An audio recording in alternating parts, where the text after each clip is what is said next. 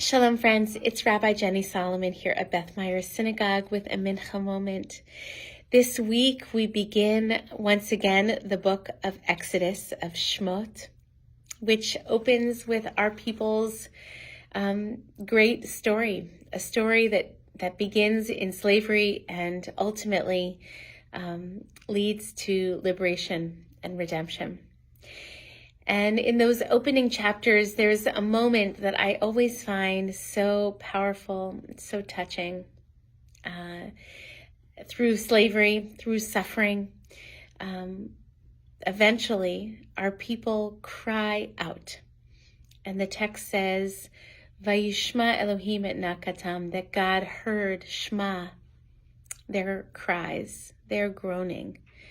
And then the text says that God Vayar, God saw them, and Vayeda, God knew them.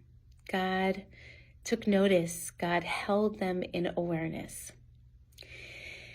You know, every day when I say the Amidah, this central prayer within Judaism, I'm reminded that we describe God in Judaism as Shomea Tefillah, as the hearer of prayer, not as the answerer of prayer.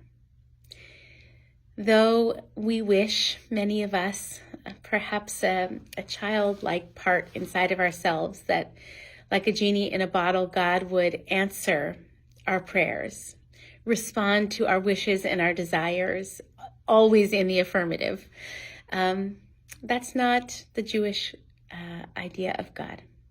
Instead, and especially in this week's Torah portion, we see a God who is able to hear suffering, to take notice, to see us in our pain.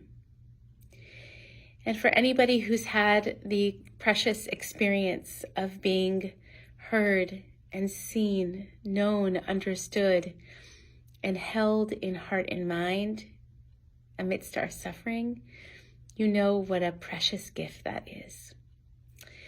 So when we sit and pray or meditate or even ask God for things, which we can do in Judaism, there's plenty of room for that, for asking for what we need, for praying for certain outcomes, for certain things and hopes and wishes that we have for our own lives, for those we love, and for the world.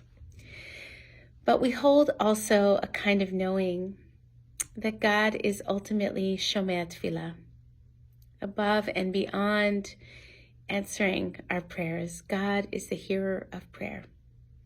And just like God in this week's Torah portion, who hears the cries of our people in our difficulty, we pray that God will continue to remember us, to hold us in awareness, and to hold our pain and our suffering in love and connection.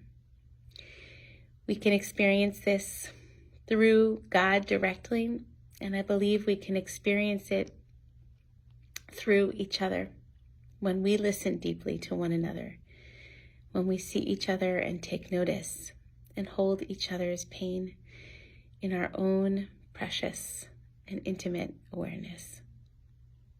Peace. Shalom.